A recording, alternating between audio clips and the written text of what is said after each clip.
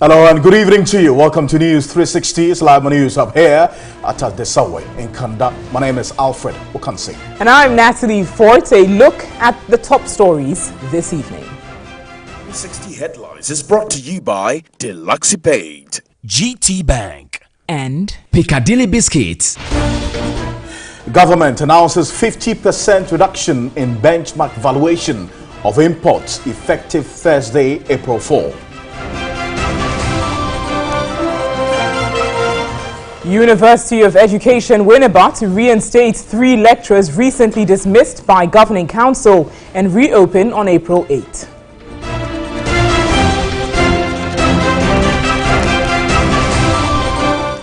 Mine workers of Shangji Mining Company hit the streets of Bani and Tongo in the Talensi district of the Upper East region, demanding that the Minerals Commission sanitizes mining operations in the district.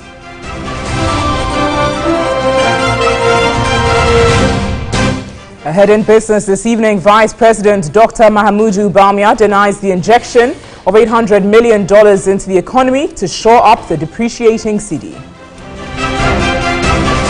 And on the international front, Brunei introduces strict new Islamic laws that make anal sex and adultery offenses punishable by stoning to death.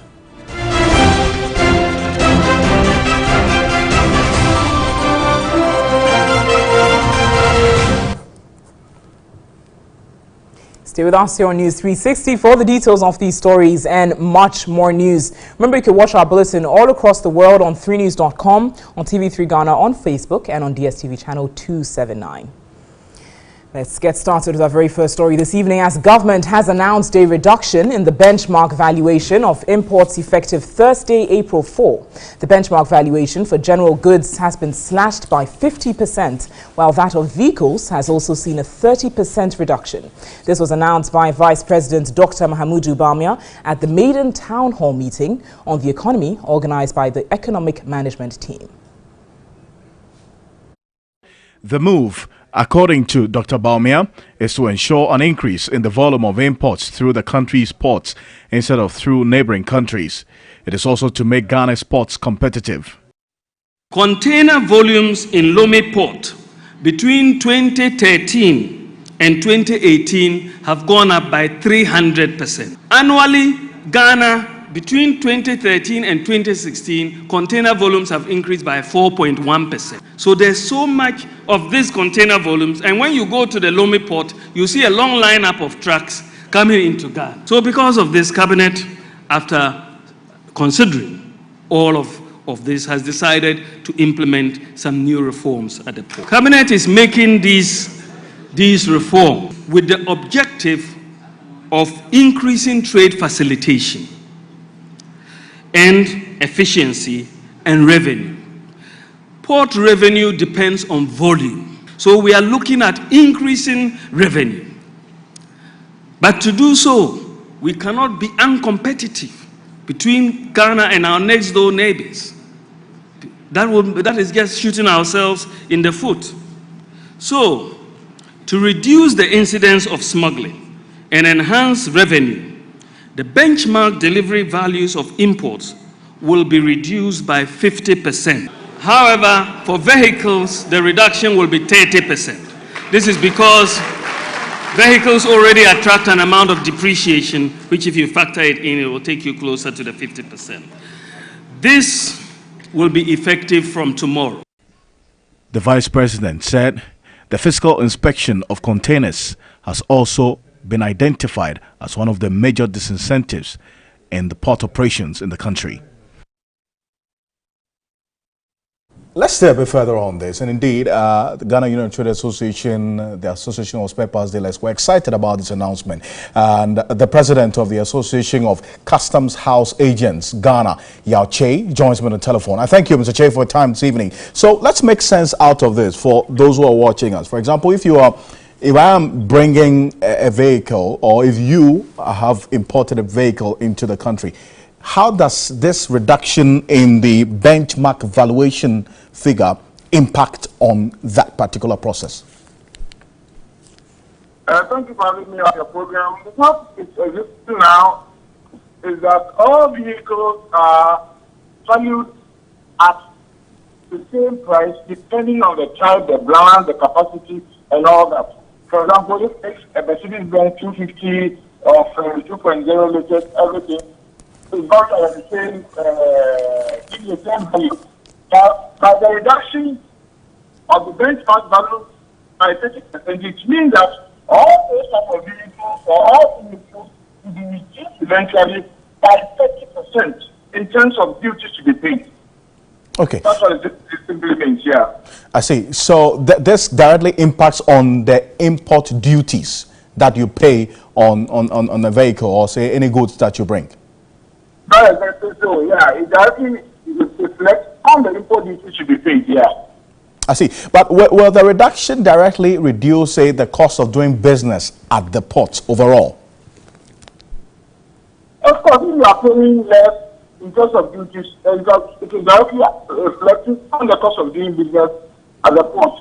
And in terms of the goods, there are some selected items that have been benchmarked. So it means that all those items will go down by 50% in terms of the duties to be paid. I see. Now, because you raised some concerns about how the media had earlier reported that import duties had been reduced and not making the clear reflection or reference to the fact that this is the benchmark valuation that has been reduced. So what's the difference in all of this? Yeah, exactly. There were media reports that import duties have been reduced by 50%. That is not a true reflection of the situation. It's not import duties reduced by 50%. It is only some selected items which have been benchmarked. For example, cooking oil, rice, biscuits, toffee, batteries, and others. These items have been benchmarked. When you say benchmark, it means that they are supposed to be valued at the same minimum value for all these items. So it affects only these items. It affects only these items. And these items, this has an invoice which is above the benchmark value. That invoice is applicable. You don't go on that to apply the benchmark value. You want to apply the person's invoice, which could be higher than the benchmark value. Actually, interesting. So, thank you for this clarification, and it brings a lot of meaning to what we had. The media had earlier reported. Yao Che is the president of the Association of Customs House Agents. On the town hall meeting, as government has reduced the public sector wage bill from 7.2% in 2016 to 5.8% in 2018. The Vice President, Dr. Mahamudu Bawumia, who made this known at a town hall meeting in Accra, said government is poised to further reduce it to maintain macroeconomic stability. The 2016 wage bill shot out following the payment of salary arrears on the single spine pay policy. Dr. Mahamudu Bawumia attributed its decline to prudent economic management. How do you take an economy which is in a deep fiscal hole, with no meat on the bone, with a high deficit, a high debt burden, high interest rates, an economy which could not pay basic obligations such as teacher and nursing training allowances, with a weak banking system that was on the verge of collapse, and at the same time you reduce 17 taxes, implement free SHS, restore teacher training allowances and nursing training allowances, introduce NAPCO, introduce many other social interventions, and at the same time you reduce the budget deficit and increase economic growth. How do you do this? It takes competent economic management. On pensions, he explained that so far 3.1 billion cedis has been transferred to the registered schemes of the labor unions. 2017, government transferred 3.1 billion Ghana cedis of Tier 2 pension funds from custodial accounts to the pension schemes of the labor union funds, of the labor unions, funds that had been outstanding since 2013. On education, the Vice President said government will spend 1.5 billion cedis to improve on infrastructure at the various senior high schools. Professor of Economics at the Institute of Statistical, Social and Economic Research, ISA, Professor Peter Quartey, is saying that not much detail was given with respect to jobs created over the last 24 months by the NPP government. He was speaking in an interview with TV3 after the town hall meeting addressed by the government's economic management team. Presentation was quite brilliant. It gave all the key indicators and how far we have come. So I was quite impressed with that. What I needed, or my question was on jobs. How does that translate into jobs? Yes, we have seen all the brilliant policies, but in terms of numbers, how many jobs have we created? I think that for me very critical. I don't think I got that answer very well. In terms of numbers, in 2017, in 2018, how many jobs have we created? And I think that for me will help all Ghanaians, including those who say they can't feel in their pocket, to know actually that yes, all these brilliant policies and indicators are actually working. They are translating from the macro figures to the micro figures, but those figures were not easily available. And I was expecting maybe the Minister for Employment to be around or somebody to give us those numbers, but unfortunately that was not made available. Well, let's see on Professor of Economics at the Institute of Statistical, Social and Economic Research, Professor Peter Quartey, who further said that it is worrying that nothing was said and no question was asked about corruption at the town hall meeting. In his view, all economic gains made could be lost through corruption, hence the need to have outlined what is being done to address the canker. Vice President Dr. Mahmoud Bawumia's presentation at the Meeting Town Hall meeting touched on various aspects of the economy and the progress made by the NPP government. But not much was heard about what successes have been chalked in the fight against corruption. Neither did the audience ask any question on it. Head of Economics at the Institute of Statistical, Social and Economic Research, Professor Peter Quartey, wondered why nothing was said about the fight against corruption. Very little was said about corruption except the issue about the banks, those who saw the mismanagement of the financial sector and the problems it created. That Bank of Ghana is in touch with them, is in touch with the security agencies to ensure that they are prosecuted. But there are several corruption cases that I believe we need to tackle, we need to bring to fore. But a Deputy Chief of Staff, Samuel Abojenapo, argues enough has been done by government to deal with corruption. You cannot develop your country if you don't tackle corruption. You require, and corruption is fought on the basis of transparency. And that is why journalists like you have been afforded the platform and the mandate to be able to insist on transparency based on the passage of the Right to Information Bill, which has been in Parliament or has been in the making for the past 20 years. And indeed, on every allegation of corruption, the President has sought for an investigation, including bipartisan parliamentary investigations into allegations of corruption. We are on the right course. You know, there's one particular case of corruption, for example, that alleged case of corruption involving the former Deputy Sports Minister, who is now the Deputy Information Minister. The CID indicated he's been cleared. So who is being held responsible, or who is guilty for this particular visa scandal of which all other persons have been cleared? I think we should go and take a critical look at the CID report, because I think the CID report makes findings in answer to the questions that you are asking. The 2018 Corruption Perception Index scores show that Ghana's performance has improved by 1 point from its 2017 score of 40.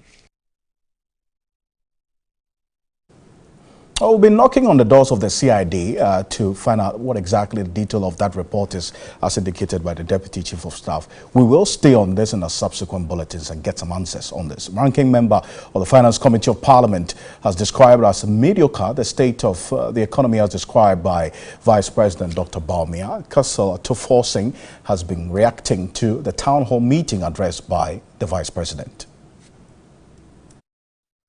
Our Finance Minister upstaged him in his statement to Parliament, so he had very little to say. He was more or less like reading a State of the Nation address that His Excellency the President had come to deliver. I found it mediocre. In fact, it's mediocrity at its height. At its height, I could not see anything substantial.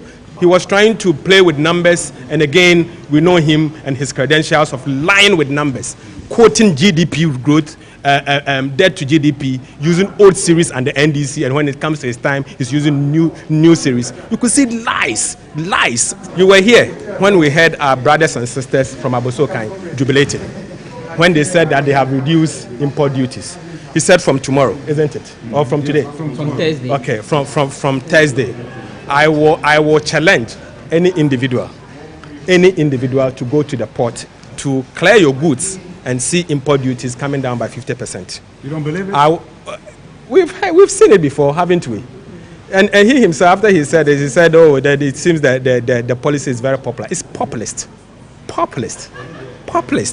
We saw the same thing. It happened to Abossey-Okai. So tomorrow, go and clear your car. I expect a 30% reduction. If you fail to get 30% reduction, again, he has lied. This is logic according to Walawale Adam Smith. His kind of logic defeats thinking. You see, it's irrational. I heard him talk about the fact that there are other exogenous shocks. Were they not? Those shocks were not in existence under NDC, but it does exist now. Let's move away from the town hall meeting now and turn to education, as the University of Education, Winneba, has reinstated with immediate effect the 3 lecturers who were recently dismissed by the governing council. The dismissal sparked a students' protest, which led to a closure of the Winneba and Ejimako campuses on the university on March 14. The lecturers who have been reinstated to their various ranks with immediate effect are Professor Ephraim Avia Nso, Dr. Frimpong Kechre Duku, and Dr. Emmanuel Osei Sapong. A statement signed and issued by the University Council Chairman, Professor Emmanuel Nicholas Abaka, indicated that the Council has reviewed its disciplinary decisions taken on March 7 and has accordingly pardoned the 3 affected lecturers. The statement further indicated that the university would be reopened on Monday, April 8. The university was closed down following demonstrations by students which turned destructive on March 14. The students were demanding the return of a number of dismissed lecturers and the immediate dismissal of the Vice-Chancellor, Reverend Professor Aful Broni. Let's stay on this issue further. I'm joined on the phone lines by Dr. Eric Opoku-Mensah, who's the National President of the University Teachers Association of Ghana, UTAG. Dr. Opoku-Mensah, thanks for your time this evening. Now, first of all, what exactly do you make of the reinstatement of these 3 lecturers, given the fact that they were just recently dismissed by the Governing Council? Yeah, thank you. Thank you for this opportunity. Ever since we had our last press conference, a lot of discussions have been going on in the background, all aimed at helping to resolve the current crisis at UW. And therefore, I think that as part of agreement, it's important that these lecturers come back and continue their work. So this is the beginning of a long process. And we are looking forward to see what happens next. UTAG is committed to making sure that there is peace and tranquility on campus. And therefore, whatever it takes for us to commit ourselves to make sure that there is total reconciliation, UTAG is at this moment committed to that. So that is what we are looking out for. And we are hoping that whatever we have agreed in camera, gradually things will unfold so that teaching and learning can be restored back on campus. Very well. Now, the Governing Council further noted in a statement that upon advice and permission given by the Regional Security Council, is going to reopen the university as soon as Monday, April 8, 2019, discussing the fact that the current state of events is attracting negative reportage for the university. In your view, is this a good move and also improving the situation at the university?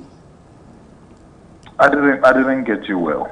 So I'm saying that the Governing Council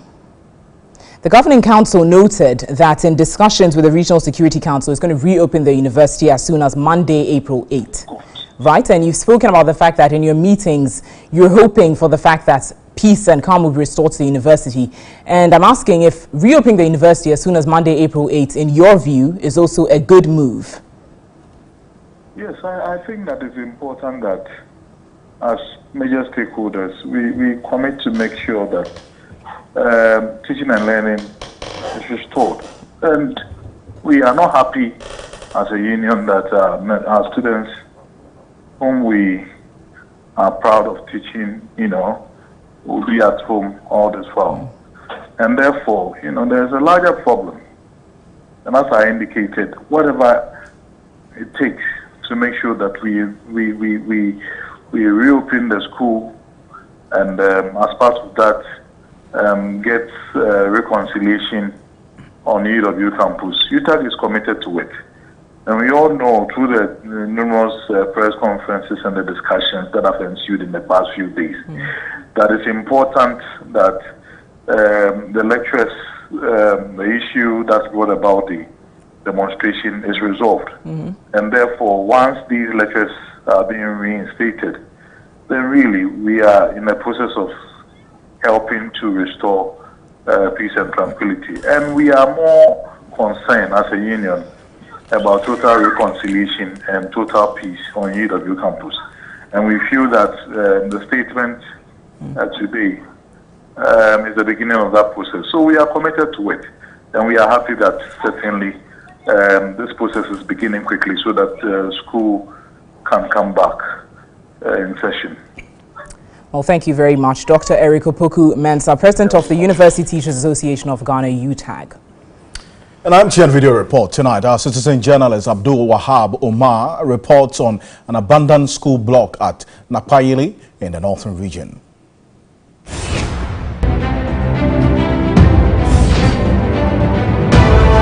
The E-block story building you are seeing is one of the community day senior high schools.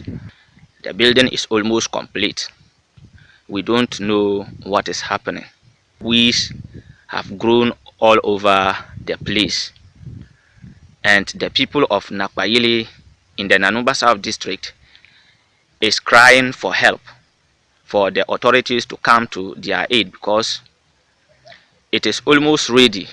And as at now, I don't see why students cannot use it. Authorities should come out and do something about it. This is a citizen journalist, Abdul Wahab Umar, from Nakpayili in the Nanumba South district.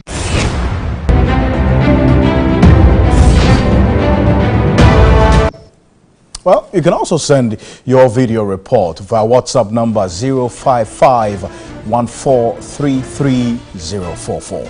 Certainly. Stay with us here on News 360 for the latest from the world of business.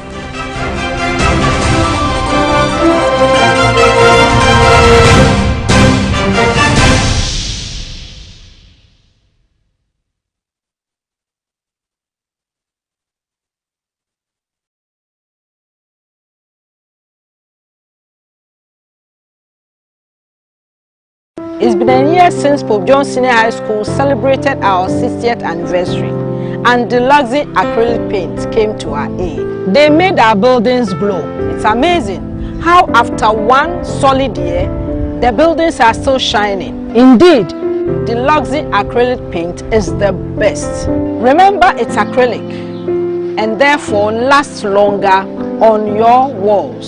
Choose Deluxe acrylic paint. Paintimu champion.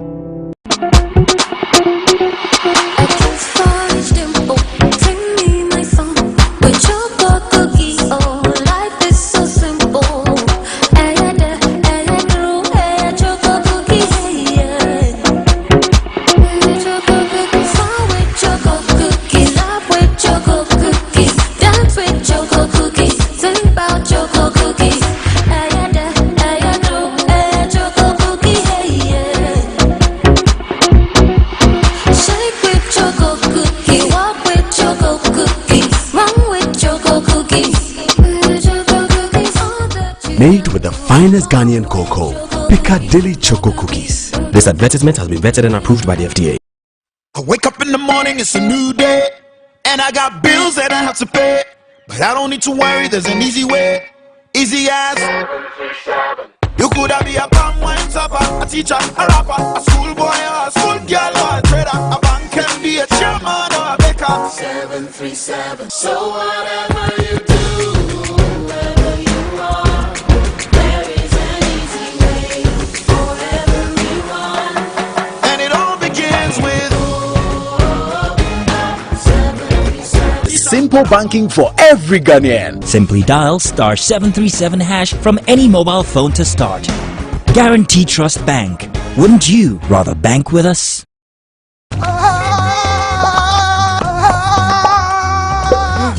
Airtel Tigo now has big time data and it doesn't expire. Sir, now you can browse.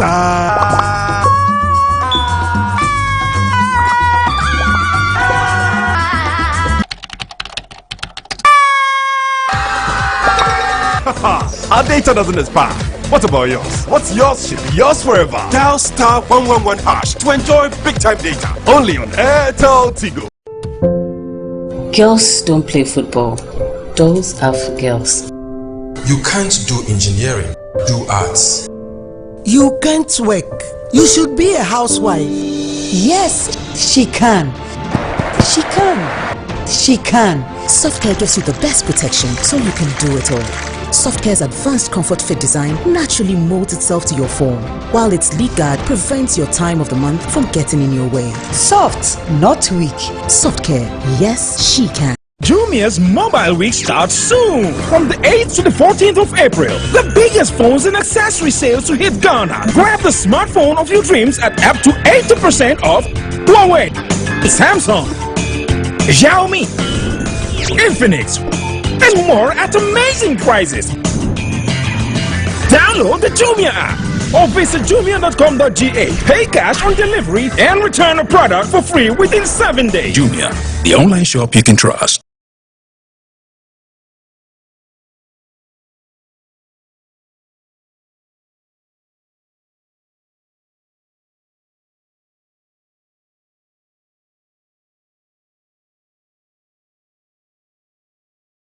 A business news segment is brought to you by MTN. Everywhere you go, Universal Merchant Bank. West Hills Estates, Eden Heights.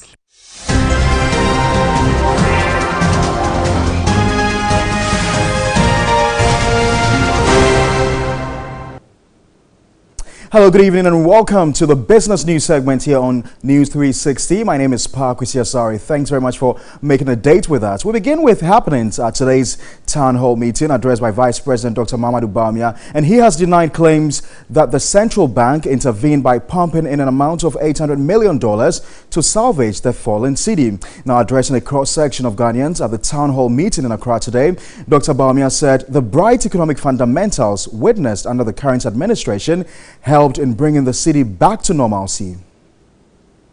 Contrary to some speculation, the Bank of Ghana did not spend any reserves to revive the city following the initial depreciation. Some people have misunderstood the requirement by the IMF for the Bank of Ghana to build up its reserves by some $800 million to mean that the bank used $800 million to reverse the city depreciation. That will not be wise.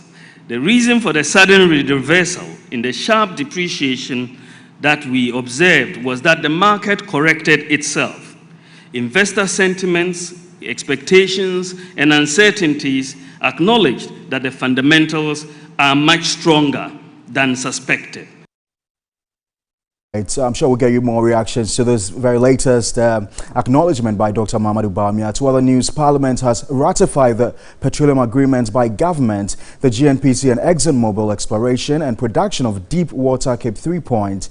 Now, in ratifying the agreement, the House raised concerns on the report by the Mines and Energy Committee, which indicated must be addressed.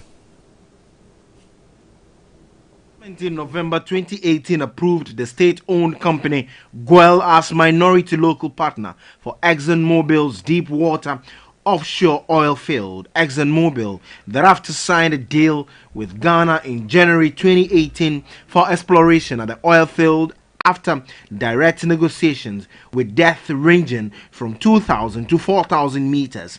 The U.S. oil giant is lead operator with 80% interest in the field, while state-run Ghana National Petroleum Corporation holds 15%. The deal required a local partner to own the remaining 5%. The government came under heavy criticism for awarding the field to the U.S. oil major through direct negotiation and not via competitive bidding. We are to grant a tax waiver of a certain minimum amount to benefit a certain contractor.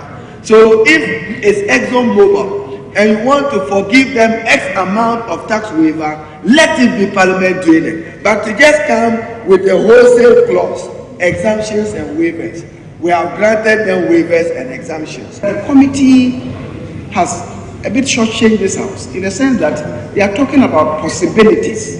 Maybe you should have had a scenario informing this house that indeed this indeed is how it's going to end. They themselves may not have the technical competence, but they should have engaged experts. Parliament, in ratifying the deal, has again come under heavy criticism for granting some waivers for ExxonMobil. I understand that Exxon is coming to work in deep water. That is important. But we are in complete disagreement to basically, because of that, give so much away. And allow them to have capital allowance for life.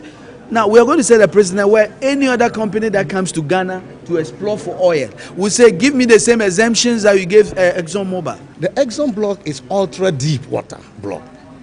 Okay, and so if you compare it with the terms of a shallow water block, then you are not doing justice. You don't understand the industry.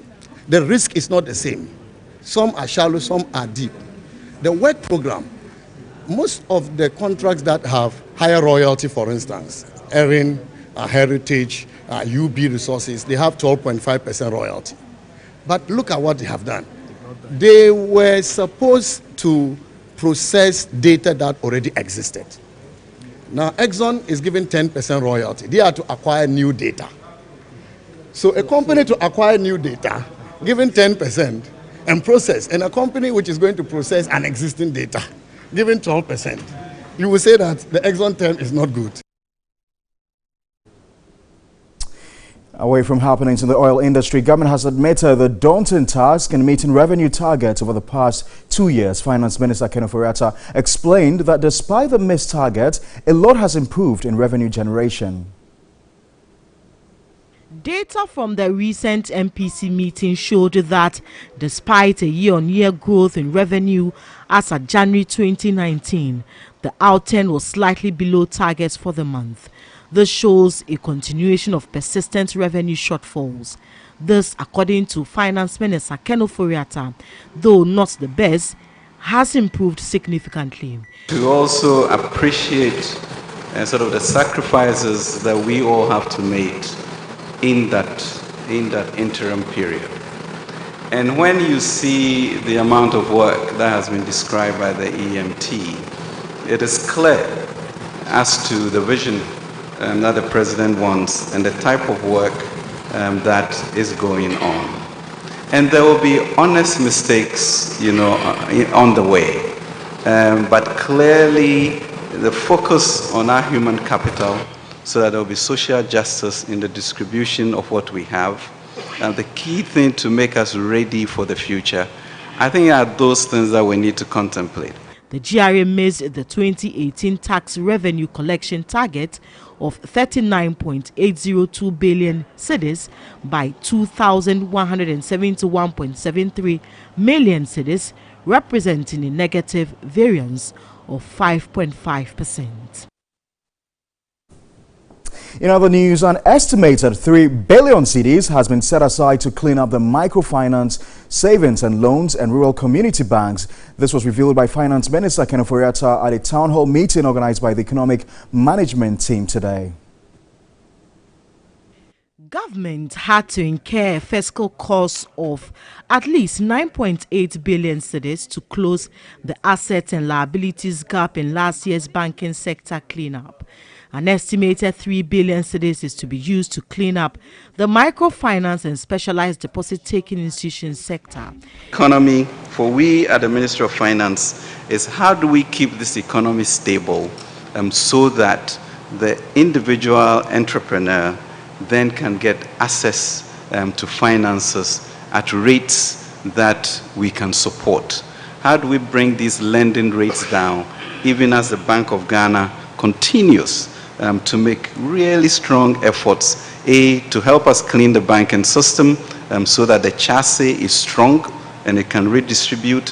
How do we ensure that even in that process, Ghanaians are placed first, and therefore how do you save some Ghanaian banks who were solvent? It is unclear what timelines government is giving to the Bank of Ghana to carry out the exercise. But what is clear is that about 953 million cedis will be used to clean the savings and loan sector, 700 million cedis for the microfinance sector, leaving some 1.4 billion cedis to be used to clean the rural and community bank sector. Thanks very much for watching the Business Report on News 360. My name is Pakwesi Asare. For more business news stories, you can log on to our website, 3news.com. Over to you, Alfred and Natalie.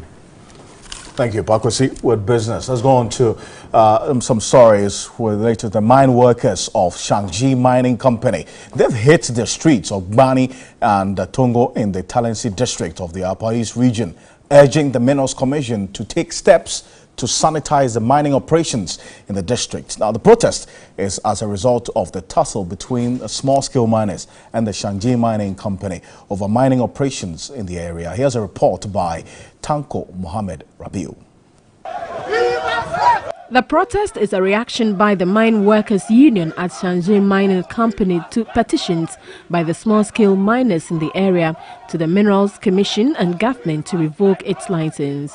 In their petition, they asked government to disregard earlier petitions by the small-scale miners and other indigents of the town describing the allegations as false. They also called for the arrest of one Kwesi Appiah Bantama, whose illegal mining pit caved in, killing 16 illegal miners. The Talensi District Chief Executive, Dr. Christopher Bodwell, who received their petition, assured them of a quick response and commended them for the peaceful demonstration. For the past decade, the Gbani mining community has witnessed several disasters and agitations from both the small-scale miners and the mining companies over concessions, resulting in legal tussles. The small-scale miners in several petitions have raised concerns over the operations of the company, which include compensation for persons who have died in the course of its operations. It's live here on News 360. We're live on DSTV channel 279. Up next is sports. Stay with us.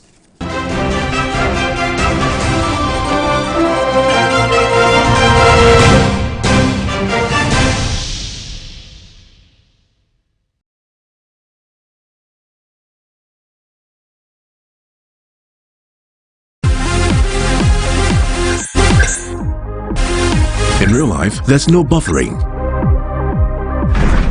So why accept it from your internet connection? Get connected and experience ultra-fast internet to the home from MTN.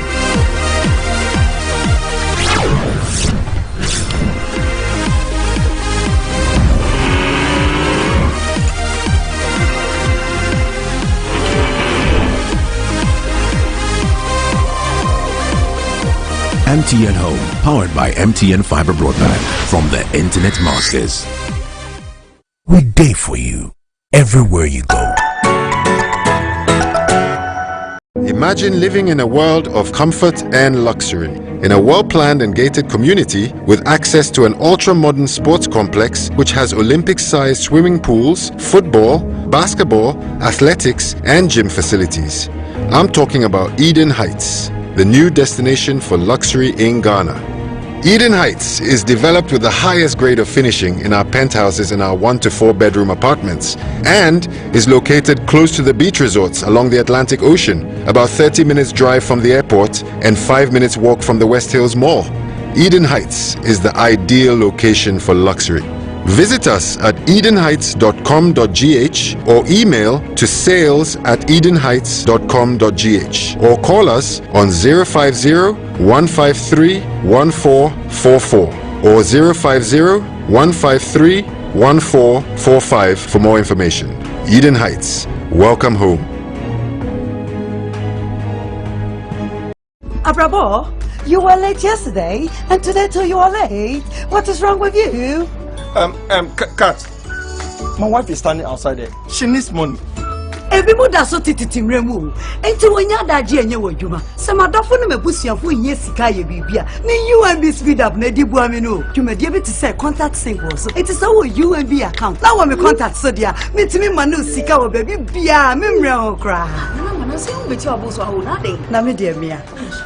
Sesi adie, min chinchin se me ye bibia biemo. Me to me be salon. Me nyansi hu wo me UNB mobile savings wallet ni so. Me to me to insurance, to credit egu me phone so. Me sa so de tua me bills bia. Me to me iska wo UNB ATM bia so me nkra card bia. Wo betumi ahehye wo mre ene nkita wo die. E wo UNB speed up kwan pana so. UNB speed up. Digibank. Let's go.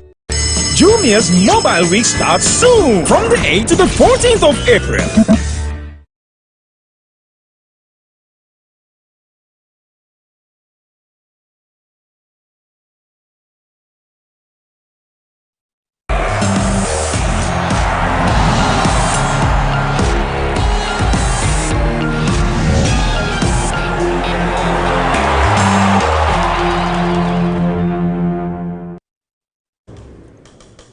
All right, so it's time for us to bring you the latest in the world of sports here on News 360 with me, Theo Inyana. We're going straight to the Normalization Committee's special competition where Hearts of Oak, were beating away from home. They lost at the Elmina Sharks by 1-0. Let's take a look at the highlights. It's then the hottest player on the local front, playing for the Black Stars, playing for the Black Satellites at the same time. Product of Mighty Jets. Benjamin Chinibua, besting forward, enters the 18-yard box. Chinibua, where is the connection? Yes!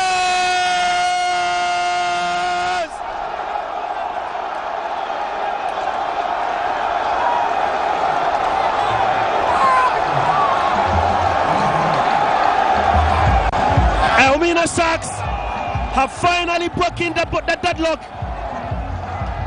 Felix Ado has finally scored for Elmina Sharks, and look at how he celebrates with his teammates. What a time to score with 7 minutes of proceedings remaining. Credit to Benjamin Chinibua. He kept his composure, kept his cool, enters the 18-yard box. The Hearts of Oak defender knew he would foul him and attract a penalty kick. And kudos to Benjamin Chinibua. Held up.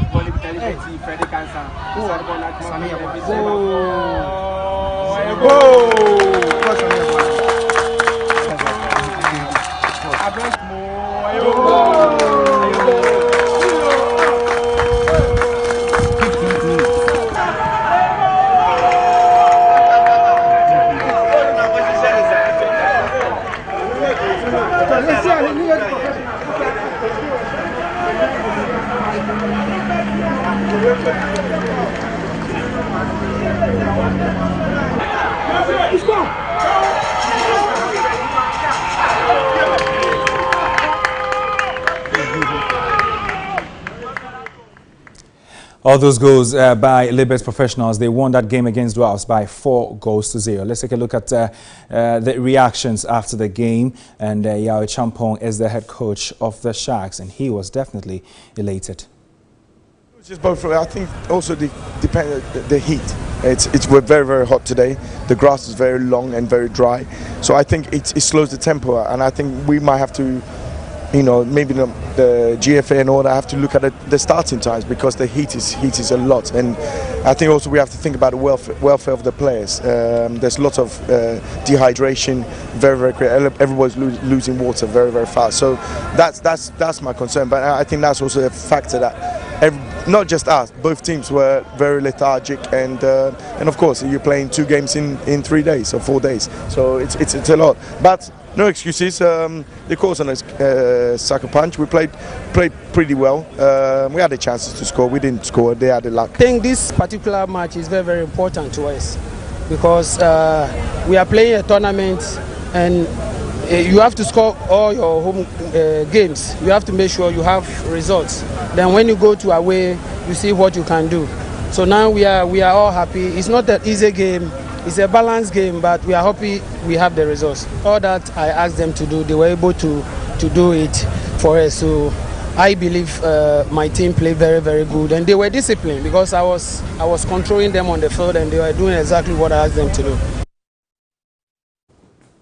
All right, but those were just 2 games. What about the other results? We can now have that on our screens because the likes of Ashanti Gold also picked wins in today's games. But Dreams FC drew 1-1 with Kerala United in the NC Special Competition. Aduana Stars beating 11 Wonders, by 2-1. Ashkot actually drew 0-0 with Bichem United. Dreams FC won, Kerala United won. Wafa were also in Sugakope, drawing 1-1 with Inter Allies.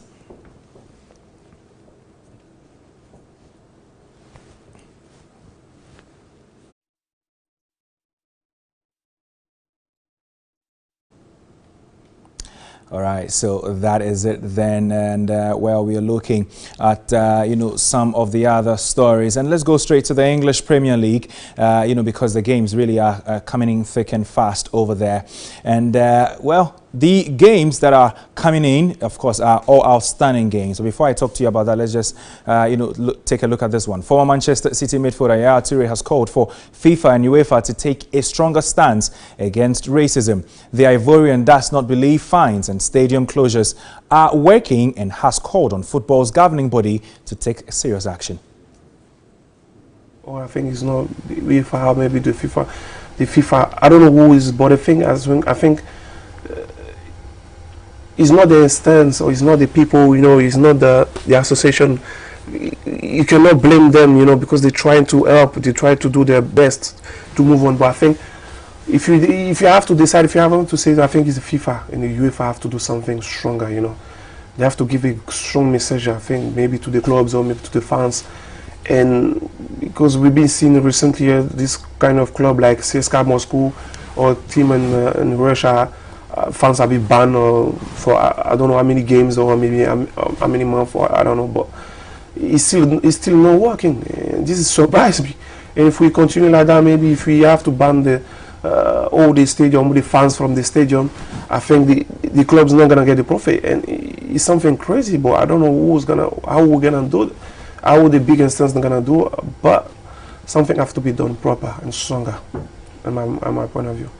Have you ever suffered racism playing football? A lot. If I can say that, in Belgium, in Russia, and sometimes when we have to travel with the team and play maybe in Italy in the past and doing something like that, it's happening. But I'm very strong, mentally I'm very strong. I know what I can do. I know what I can just. Because in that time you can say, okay, I will try to ignore, they're stupid, they don't understand. But it's difficult when you see the child looking, and when you come home and your child has been said to you, ask about you, look, or brother or father. When you've been touching the ball, we've been here on the TV, those people have been changing about monkey things that why you have to respond to your kids. It's difficult, but how much you can ignore them, how much I think they can continue. But something has to be done for the big bad instance, to be honest, in my opinion. All right, so that's Yaya Toure speaking on racism there. But let's take a look at the English Premier League games that are currently being played and update you on the results or the scoreline as it stands. Chelsea are playing against Brighton Hove Albion at Stamford Bridge, and Olivier Giroud has gotten Chelsea ahead. It's 1-0. Hudson-Odoi on his first start in the Premier League has assisted that particular one. But Manchester City are leading Cardiff by 2-0. Leroy Sané with that second goal after Kevin De Bruyne's opener. Tottenham Hotspur against Crystal Palace is 0-0 at the new White Hart Lane Stadium. And that'll be all for the sports here on News 360. My name is Thierry, and I'll return on the screens later at 9:30.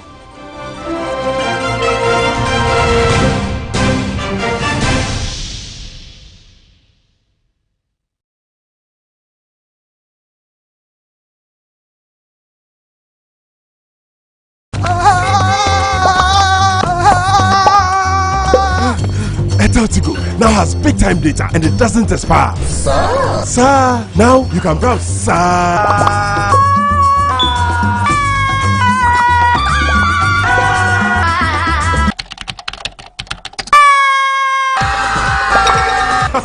Our data doesn't expire. What about yours? What's yours should be yours forever. Dial star 111 hash to enjoy big time data. Only on Airtel Tigo. To anyone who ever pushed me to go further.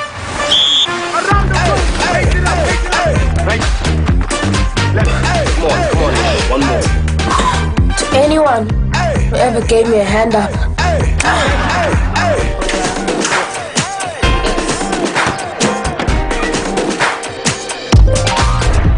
To those who work together to set the bar higher.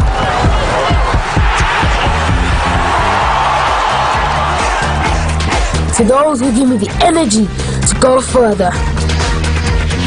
This is my team, and my team makes me. This advertisement has been vetted and approved by the FDA. Enjoy comfort and style while you stay protected from mosquito bites that can cause malaria with an insecticide-treated bed net of your preferred choice. Now I can choose an insecticide-treated bed net that's as stylish as I am.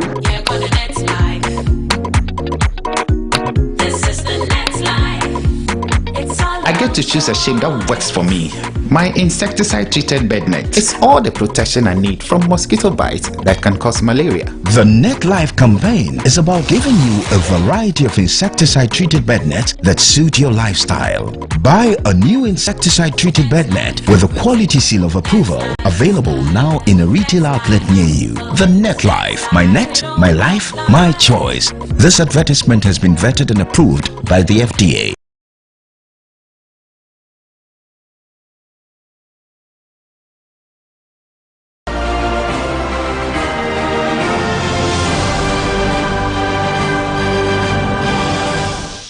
On the international front tonight, Brunei is introducing strict new Islamic laws that make anal sex and adultery offenses punishable by stoning to death.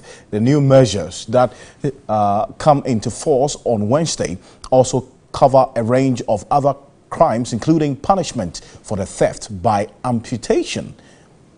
The move has sparked international condemnation. Brunei's gay community has expressed shock and fear at the, quote, medieval punishment, unquote. The Sultan of the small southern Eastern Asian country on Wednesday called for stronger Islamic teachings. Homosexuality was already illegal in Brunei and punishable by up to 10 years in prison. Muslims make up to 2/3 of the country's population of 420,000. Some more international news on 3news.com. Stay with us. We're getting into the world of entertainment.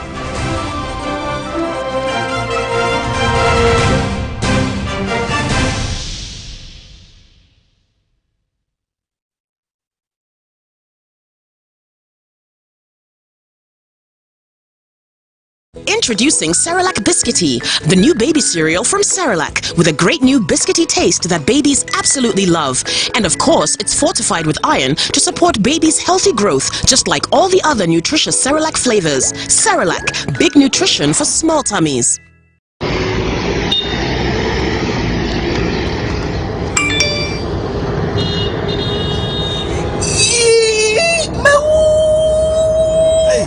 Ah, madam, I did that of phone, man. Baby, let me data sisu. Ya pa. My ferry cram. Oh, bra. The name is soon data. A bra Vodafone H free data. We call 1 minute be out. 10 MB free. Call Vodafone or any network and get 10 megabytes of free data every minute you talk. Dial 5050 to subscribe. Let me switch up Vodafone in me.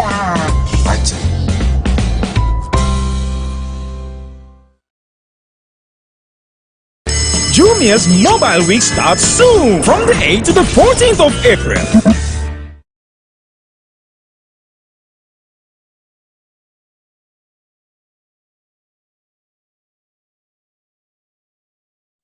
Entertainment news is brought to you by Vodafone. The future is exciting. Ready?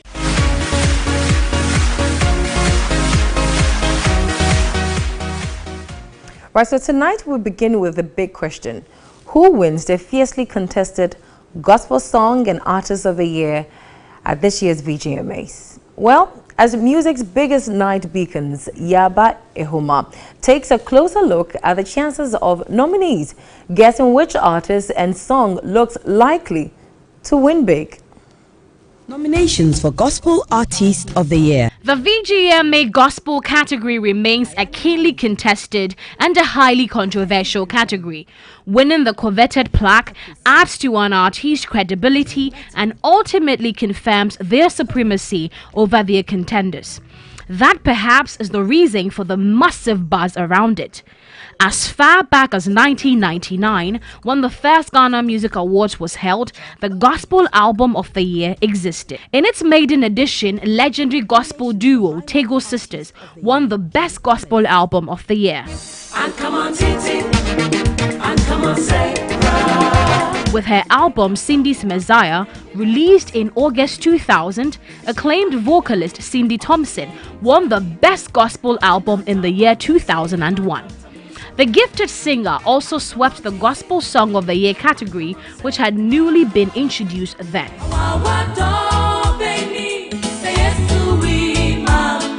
After a successful music year, gospel hitmaker and Jinudi composer Esther Smith rose above competition to win both the Gospel Album and Gospel Artist of the Year 2003. As the years went by, the Gospel Artist of the Year was introduced to celebrate the personalities behind the various great and inspirational gospel songs. At this point, the genre had three major categories acknowledging deserving musicians. Reverend Seth Frimpong of Mihriso fame emerged the Gospel Artist of the Year 2005.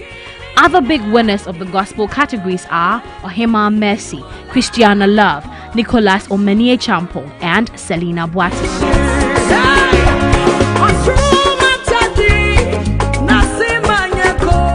In 2017, music producer and multiple award winner Nana Kweku Osei, popularly known as Nasi, picked up the Gospel Song of the Year award, while the Gospel Artist of the Year went to Joe Mettle. At the 2018 awards, Joe Mettle made a big statement with his Bononi, winning both Gospel Song and Gospel Artist of the Year award.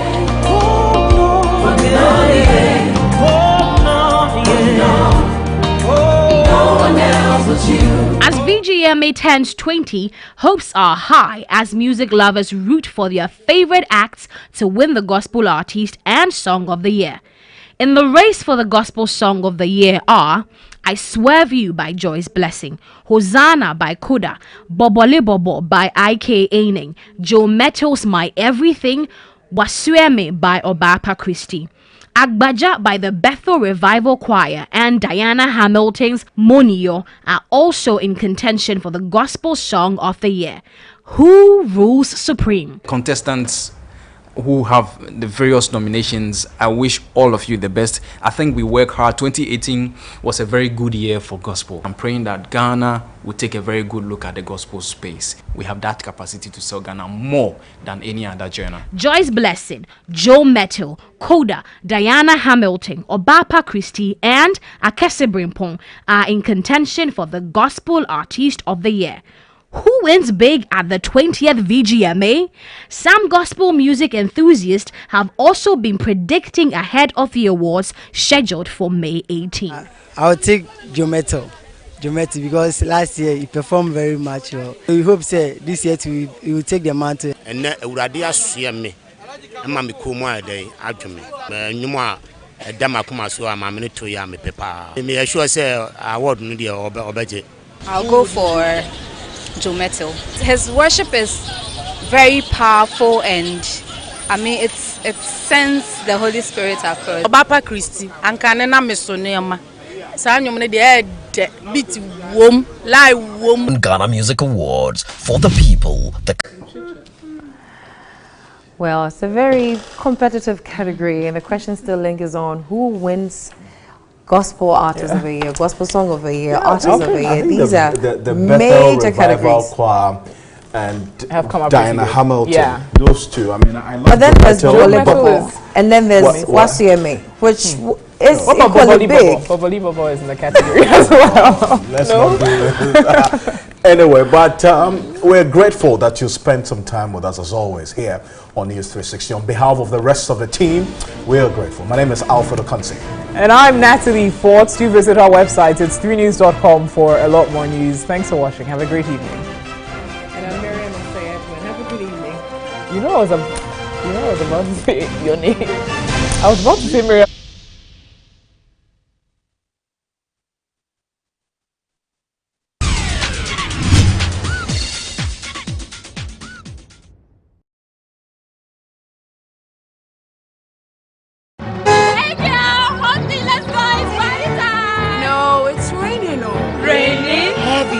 Proper sanitary pads now come in 3 unique varieties: heavy flow, normal flow, and mixed flow. Proper sanitary pad into one anyhow. Girl, play anyhow, sit anyhow, enjoy anyhow. The new 3D bubble cotton cloth absorbs better and keeps you protected and dry. Proper sanitary pads will definitely protect you. Proper sanitary pad. I'm a bushumaya there. We can be an amaniaje. We can be into maniaje rough. We don't be a mama who make up. And now I can't see my fine. I don't go for me go. I don't go for me go. I gonna maniaje rough. You need a band and you gonna die. Who can be an fine? Whenever you I don't go every day. No, I don't go for me go.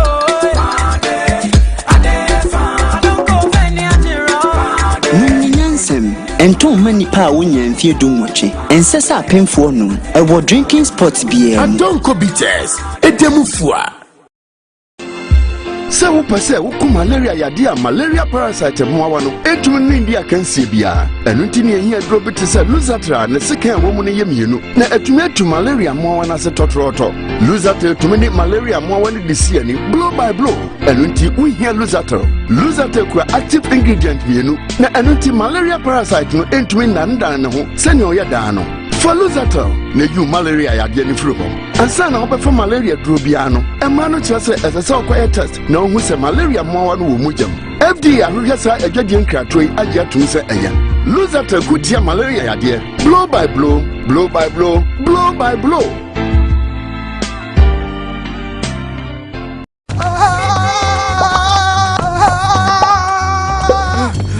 Tigo now has big time data and it doesn't expire. Sir, now you can browse.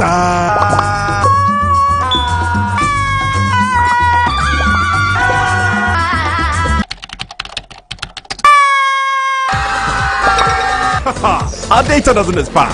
What about yours? What's yours should be yours forever. Dial *111# to enjoy big time data only on Airtel Tigo.